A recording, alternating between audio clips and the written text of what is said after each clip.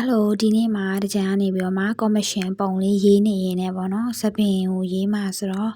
အဲ့ဒီစပင်ရေးနေရင်လည်းအတွေ့အကြုံလေးကို sharing လုပ်ပေးချင်ပါတယ်တကြံဒီမှာစပင်ရေးတာတခြားပုံတွေမှာရေးတာနဲ့မတူဘူးတခြားပုံတွေမှာဆိုရင်အရင်ဆုံး3လိုမျိုးဖြည့်သွားပြီးတော့မှနှက်တဲ့နေရာတွေကိုပြန်ထည့်ရပေါ့နော်ပြီးတော့မှ mono zero တွေနဲ့အလင်းဖောက်တယ်ဒီမှာကျတော့အဲ့လိုမျိုးတကြံမရေးဘူးဘာဖြစ်လို့လဲဆိုတော့စပင်ကတခြား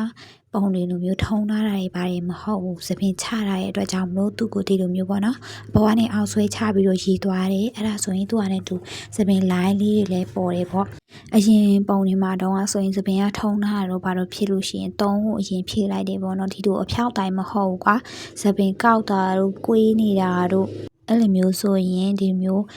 အပေါ်ကနေအောင်ဆွဲချပြီးရေးသွားလို့မရဘူးပေါ့နော်အဲ့လိုမျိုးရေးလို့ရှိရင်သပင်ကနူးညံ့တဲ့ပုံမပေါ်တော့ဘူးပျော့ပြောင်းတဲ့ပုံမပေါ်တော့တတောက်ကြီးဖြစ်နေတတ်တယ်ဒါကြောင့်ဒီပုံမူရင်းပုံမှာကျတော့သပင်ကိုချထားတဲ့အတွက်ကြောင့်မလို့အပေါ်ကနေအောင်ရိုးရှင်းလေးပဲဒီလိုပဲပညာဆွဲချသွားပြီးတော့ရေးတယ်ပေါ့နော်ပြီးတော့လက်ပြအောင်ကိုလည်းတိတ်ပြီးထိန်းစရာမလိုဘူးအရင်ပုံမှာဆိုရင်တုံးတွေလိုမျိုးရေးရတဲ့အတွက်တုံးနှုတ်သွားရင်သွားမှဆိုတာကိုစိုးရိမ်ရတယ်ဒီမှာကျတော့ဆွဲချသွားရုံပဲပေါ့နော်သူရဲ့မူရင်းပုံကိုကြည့်ပြီးတော့မှ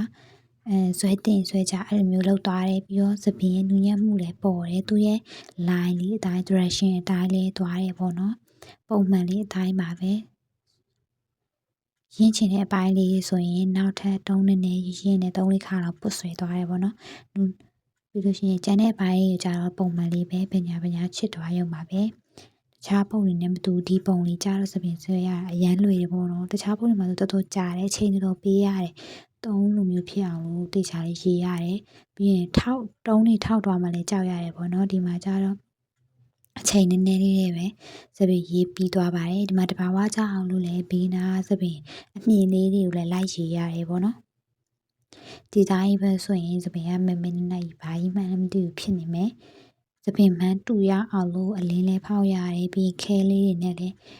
ထွက်နေတဲ့စပင်လေးတွေကိုလည်းလိုက်ပြီးတော့ဖြည့်ရပါတယ်ဒါကတော့နောက်ဆုံးစပင်ရေးတဲ့ final result လေးပါနောက်ထပ်အပိုင်းမှာပြန်ပြီးသင်ပြပါမယ်နော်